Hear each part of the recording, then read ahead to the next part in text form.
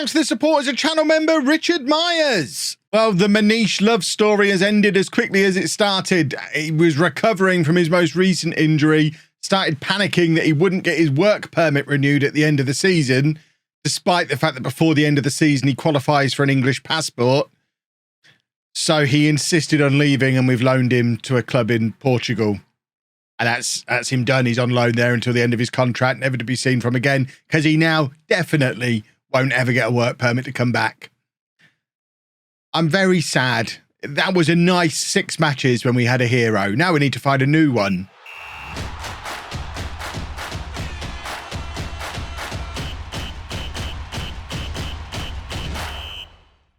Hello, welcome to part 5 of Non-League to Legend. I'm Kevin. Coming up on today's episode, we have a couple of matches for you in the National League North. We're at home against Spennymoor, and then we make the glorious return to last season's starting club, Leamington. It's going to be lovely hanging out in Leamington again in the second half of this episode. Since you were last with me, we've continued to struggle for form, as you can see.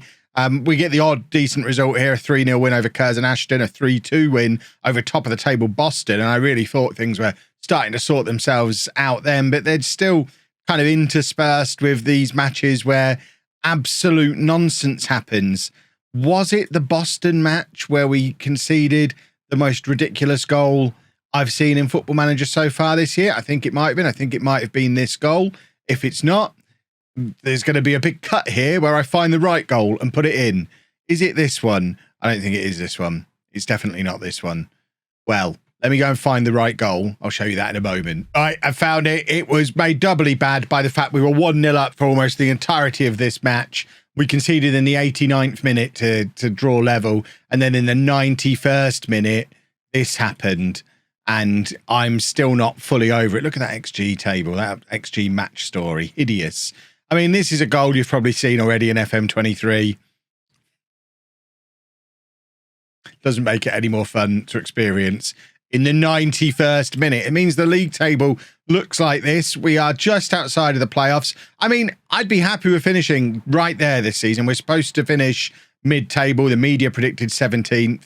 Anything around here is fine. Remember, we have the great rebuild coming next summer when every contract at the club is up, and we basically rebuild the entire team in my image, just keeping a few of the key players around.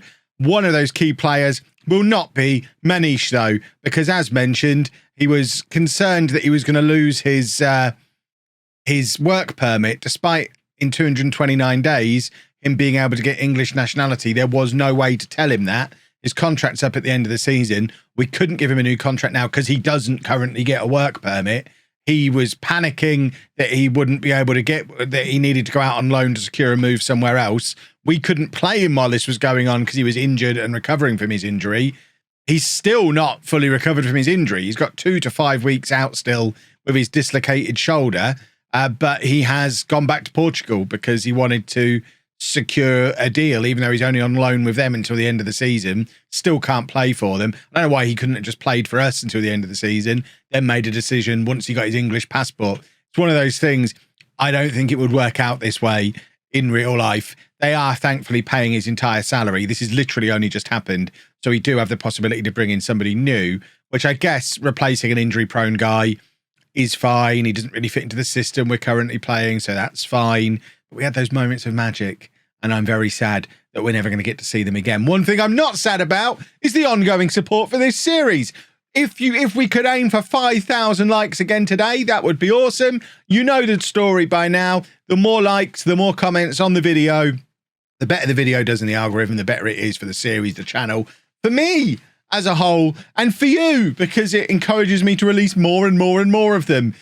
So if we get 5,000 likes again, that'd be super. I am planning on this series just being a Monday to Friday series, but if we get 5,000 likes on this video, we'll do another episode tomorrow, and then likewise we'll do one on Sunday.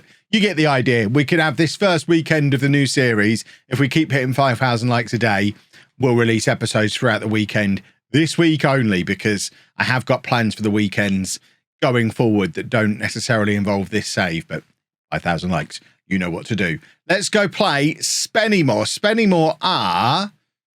Where are Spennymoor? Spennymoor are up in the playoffs. This is going to be a tricky away game. We are playing our I was going to call it our sexy new 4-4-2. Nothing about a 4-4-2 can be described as sexy. It's a 4-4-2. Yeah. Crook in goal, a back four of Ado Antoine, Fryatt, Johnson and Baisley, Nicholson, Lawler, Kennedy and Sembi Ferris in the midfield, and then Brown, Sterling and Carty are up front. Oh, we're at home. Why did I think we were away? I mean, I can see that it says Peterborough Sports versus Spennymoor. It's because we're away against Leamington. I've got a big away day in my mind, so that's all I'm thinking about. Incidentally, this is actually the match that I'm going to see tomorrow in real life. Peterborough Sports versus Spennymoor in Peterborough. So if you are around about the Peterborough area and you want to come and see this game again, but with real humans, come on down, come and hang out. I'm literally just there to watch a match, do a little bit of filming to spruce up the intro a little bit and have a lovely old afternoon. But if you want to come along and say hello, that'd be super. I don't have any like meetup plans or anything like that. There's no secret behind the scenes stuff going on. It's literally, I'm going to go and pay to go to a football match and film a bit of it. And there'll probably be a match day vlog sometime next week. But if you want to come along, by all means, come along. And this is going to be my direct prediction of what the final score will be in that match. There is Sembi Ferris trying to get in behind. He's done very well there. Squares it to Carty. And it's a good save from the Spennymoor goalkeeper. That was a frustratingly good save. And now Lawler with the free, not a free kick, it's a corner. I know the rules of football. Honest, I do. What I'm actually doing is sitting here thinking, it is Spennymoor tomorrow, isn't it? We are on the right date. Let me just check. We are on the right date, 12th of November. We've got real fixtures on, which is a nice thing. When you're in the licensed leagues, you get the real life fixtures. You can turn that off. I haven't, because I think it's quite cool playing out the fixtures as they play out in real life. We've got a much better goal difference than Southport, who we have actually just jumped above, which is nice. And we're currently not only sat in the playoffs, but actually above Buxton, who put 6 goals past us at the start of the season. How the tables have turned. Look at the rain. I tell you what, if it's like this tomorrow, I'm going to be fuming. That. I mean, I thought that was a beautiful finish from Carty. It was definitely the right idea. Unfortunately, the implementation of the idea, not quite how I'm sure he dreamt of it going in his head. But it remains 0-0 as we hit half-time. It's a team who are higher than us in the league. We've seen already this season what happens when we play against the good sides. We normally get a thumping, apart from against Boston when we didn't get a thumping. We actually picked up our only win in a while. So it's difficult to know what kind of performance you're going to get out of us in this match. But I would like the win, please and thank you. A win would be lovely. Cross comes in and Ramshaw heads over. And I mean, it's just, that goal was so non-league. If you had to look up non-league goal in the dictionary, they'd have one of those Harry Potter style moving photographs and it would show you this of the ball going out wide, lumps into the penalty area, big lad heads it away, so same guy heads it back in again, different big lad heads it into the back of the net. It's just, I don't know why they bother calling it football at this level. It's all heads, isn't it? And it was disgusting for it to happen just as we come out for the second half as well, because I would have liked for it to you know, I don't want to lose. I'm fed up of losing football matches. I'm fed up of playing the 4-4-2, but we're kind of forced into it by the squad of players that we've got. We haven't got a creative central midfielder. Maybe we can go and get one now we've lost the one that we had.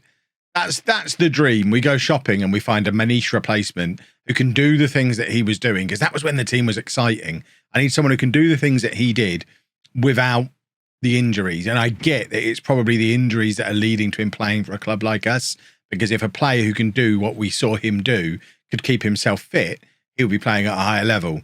So I get at non-league, you sometimes have to take the fact that if you want someone that talented, they're going to come with some kind of baggage, whether it's injury proneness or something else. But we just need some magic. We need a little bit of magic sprinkling over this team. Maybe Gash can help us with that. It's Gash o'clock. On he comes. Ado Antoine's on a yellow card, so we'll just bring McLean on for him as well. And we're going to go attacking. You know what? I was going to push the wingers forward, but Fox can't do that. We'll push one of the wingers forward. What's the harm? Sembi Ferris can go a little bit further forward, and we'll go a little bit lopsided, a little bit asymmetrical. I hear that's what the cool kids like to do from time to time. So maybe an asymmetrical formation is the answer for us. I've not done this for a long time. Right, who's that? Baisley trying to win the ball back, and Kennedy does win the ball back in midfield. That was good from Kennedy. I like a central midfielder who's strong in the tackle. And I really like Sembi Ferris. I think he's probably my favourite Peterborough Sports player at the moment. He's just constantly involved in the action, always working hard. He just needs that little bit of spark sometime. But we have won a penalty here, and it's going to be Lawler to take, our captain. And what a penalty it is. Absolutely thunders it into that top corner. It's 1-1, 15 minutes remaining. We're going to leave it on attacking. I know we're playing against a team who are probably better than we are. They're higher up in the league than we are. But we've committed to pushing our right winger forward now. We're going attacking. Let's try and win this match. We're at home. Let's win the match. We're overdue a win, and a win would put us right back up in that playoff mix. And that's where we want to be heading into this game against top of the table Leamington, our old stomping ground. And it's probably the final highlight of the match. Spending more with the ball, but that's good work in midfield again from Kennedy, although they ultimately get past him. Paisley sliding in the penalty area worries me, but that's good defending from Johnson. Clears it up to Connor Carty, who's got Gash ahead of him. Gash has no pace. I'd be quicker than Michael Gash in this scenario. So Carty, quite rightly, doesn't slot the through ball into him. Maybe could have played it out wide to Sembi Ferris to try and get a cross in for Gash, but decides to go for glory on his own. It doesn't quite work out. It ends 1-1. I'd have taken the draw before the match. Cliche. And now we're off to see the horse. Off to Leamington, everybody. And I am over the moon. Right, just the one change for the Leamington game. Edwin is back from his international duty. He was off with the Ireland under-19s for the last game. He is back to give us a little bit more attacking oomph on these flanks. And hopefully that's going to be enough to find a way past what seems to be an all-conquering Leamington side, which is actually full of familiar faces from last year's non-league to legend starting save. Kelsey Mooney in particular, I remember scoring quite a lot of goals early on in that save, so we probably need to keep an eye on him because he's quite good. They're playing the 4-2-3-1, and that's very, very fancy and attacking for this level. You don't get a lot of 4-2-3-1 down here. It's a lot of 4-4-2. We're seeing an awful lot of 4-4-2. Leamington deciding to be fancy. That's why they're top of the league. They think like European champions, which of course, if you watch me on Twitch, you'll know they became towards the end of FM22 because we carried on the Leamington save all the way through over on Twitch. I am still streaming on Twitch most days at the moment as well. I'm not actually today, but I will be streaming again over the weekend, twitch.tv/LOLLUJO. And we'll be streaming most days next week as well, where I am managing the other club in Peterborough, Peterborough United, as we continue to try and push on to the Premier League. We've got Hendrick in the Championship. It's well worth coming along and having a look. There's not a lot going on here, is there? I mean, this is, I guess, for the best in a match against the best team in the league. Leamington really not creating very much, neither are we. And I guess that's okay. We'd take another draw here. We're becoming kind of draw specialists at the moment. I guess it's only to be expected with the way we're setting this team out. We've got no real creativity in that midfield. We've got the two big strong boys in the middle who are there to do all the tackling and control the middle. That is Mooney. And that's a very good save from Crook pushing it onto the post. Crook gets a lot of stick, but he's done very well there. But yeah, we've got the big strong boys in the middle, the two fast crossers outside of him, and then the two kind of big lumps up front. They've got a little bit of pace about them, but they're really there because they can play as target men. And we're just looking to hit them with crosses from the wingers and from the wing backs. And it's very, very basic football that we're doing here. And if you come against a team that's set up quite well, there's not really anyone in our team that can pick the lock. We can do our basic stuff quite well, but it's not really going to lead to anything unless you get a set piece or a little bit of luck. And this is a team where we need a playmaker in there. We need a niche back. We need to take off one of these strikers, get someone in there to just create something, to pull some strings. And hopefully, by the time we get around to tomorrow's episode, which should be happening, you're going to get to 5,000 likes for me, aren't you?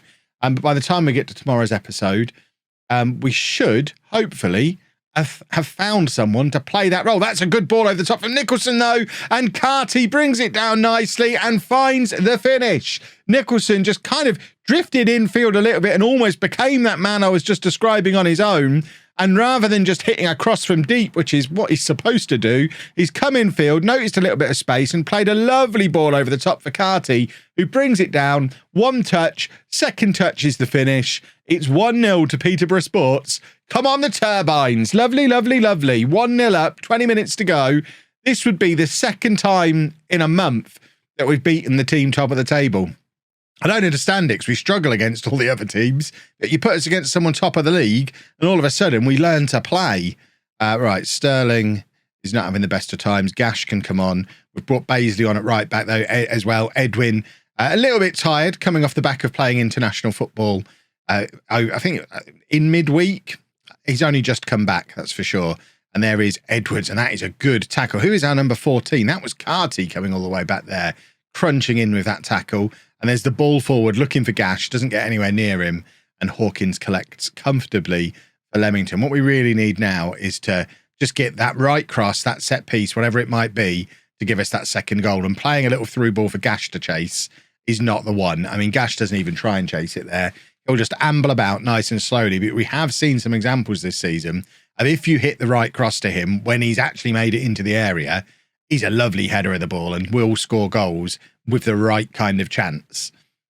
But you're not going to get the right kind of chance if he's playing between the centre circle and the D on the edge of the penalty area. You need to get him involved further forward and get those crosses onto his head.